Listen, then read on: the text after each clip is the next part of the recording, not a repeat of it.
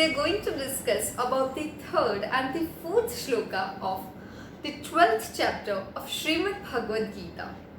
Until now, we have known the personal form of God through ideals, structures, pictures, postures, etc. We can imagine God having four hands in different clothes, ornaments, with different vehicles, etc. But when I talk about the impersonal form, that is the formless Brahman, how can we imagine God when there is no idol, no structure, no picture or posture? Lord Krishna, he beautifully explains the formless Brahman with 8 aspects.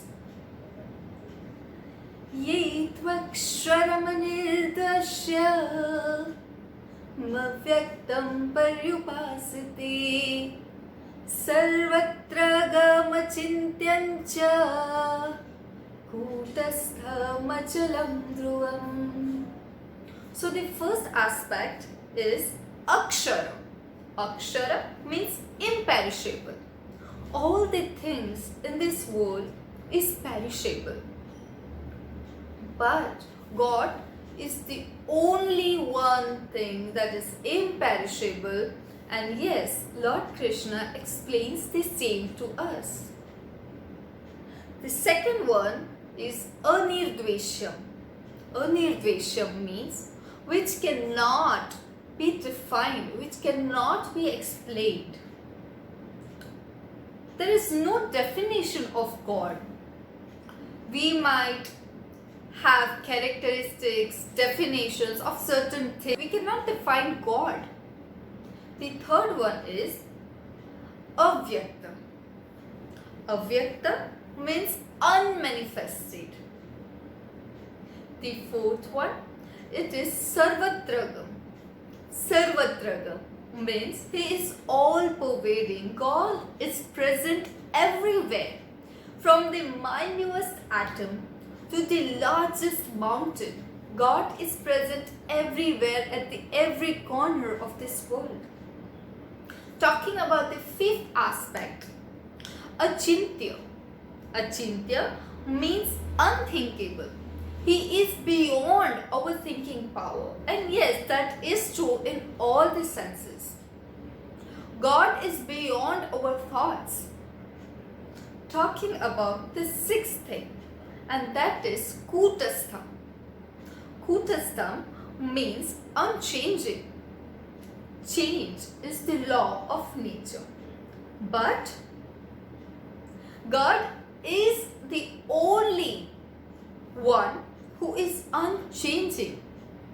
And the seventh one is Achalam. Achalam means eternal. We cannot imagine this world without God. Yes, we all know there is some positive power, there is some positive energy, and we all believe in God. And therefore, He is eternal. The eighth one is Dhruvam. Dhruvam means steady, unmoving. So here I would just like to give you a simple example. Imagine this world as a jar, a glass jar, and there are a lot of pebbles in this glass jar. It is entirely full with the pebbles, and when we try to move that glass jar, the pebbles don't move because the entire jar is filled with that pebbles. Similarly, God is present everywhere in the tiniest atom, and therefore He is unmoving. He is stable.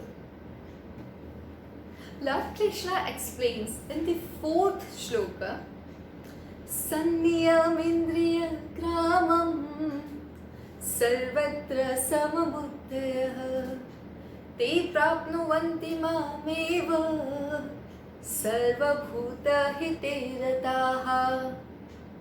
Lord Krishna says, one who worships such form of God, that is the formless Brahman, while restraining all their sense organs and having even-minded everywhere, who are indulged in the welfare of other beings, are close to me.